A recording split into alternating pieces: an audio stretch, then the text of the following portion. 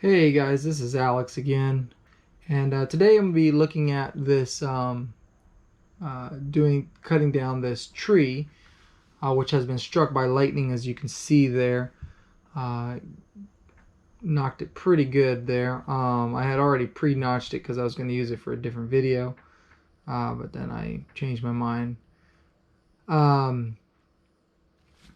The technique here that is being used today is just using the weight of the tree as opposed to having to use a rope, which obviously many times you do need to do for safety reasons, but just using the weight of the tree to be able to help you to get it down safely.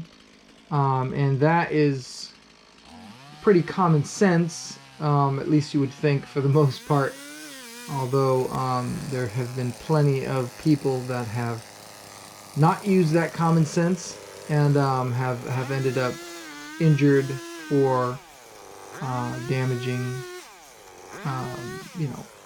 property and stuff like that. So as you can see right here, I'm taking a good measurement and I'm trying to make sure that my angle's good on this tree to ensure that it's going to be going in the right direction. Now obviously the direction of my pie is important, but I also have to take into consideration the direction of the weight of the tree as well.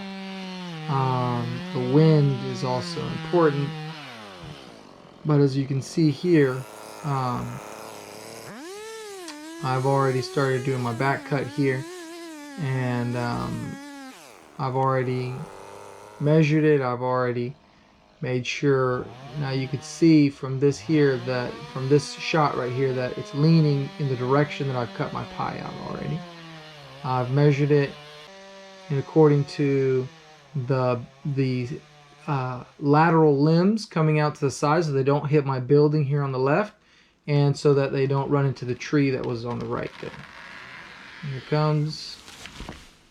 Falls right in. Just barely kind of smacks right on the edge of where my other GoPro was there on that on this little tree house that I have here, which I'm going to be taking that down. That'll be another video for later on, and actually building a newer one and a much nicer one. That was just the first one I've ever made, and just wanted to try it out with my own wood. So as you can see, I made it right on. For those of you that have seen my tree squeeze, I'm sorry, not my tree squeeze, my cross sight review, where I show how to use the cross sight. I show you how to make your own cross sight because they don't sell them anymore anyways. So you would pretty much just have to make your own. That's what I used to make sure that I stayed within that distance of my tree house and not end up in the wrong place.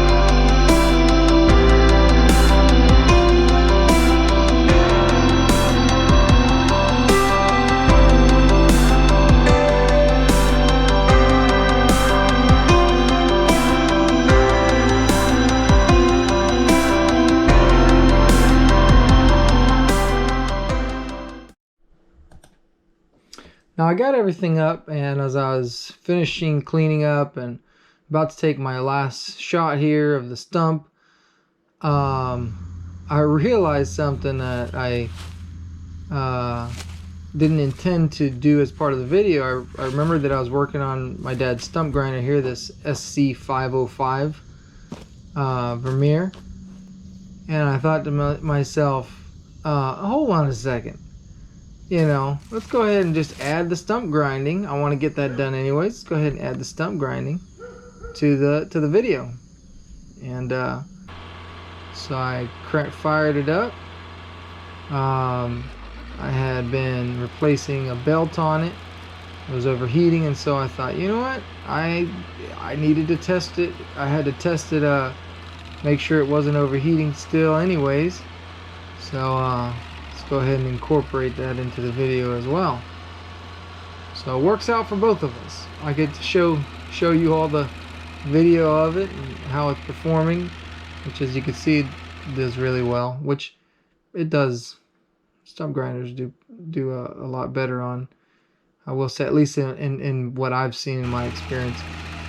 And we've only had this older one here. I've used a few, but only one this big, which is this one here. They normally do pretty good with oaks. Pine trees, where it gets a little bit more difficult, it doesn't like to eat through it as easily. And it gets real gummy because of the sap.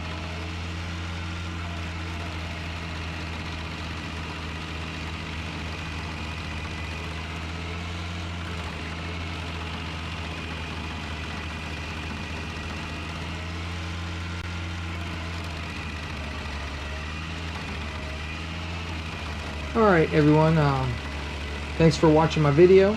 Don't forget to comment, to subscribe, to hit the like button. And I'll be coming out with some more content. If you like videos on tree work and climbing, building projects, I'll be coming out with a few of those. Some sawmill videos, and a few others here and there. Might do some welding videos, some amateur welding. If you like those types of videos, then we'll have more content coming out for you in the future. Thank you.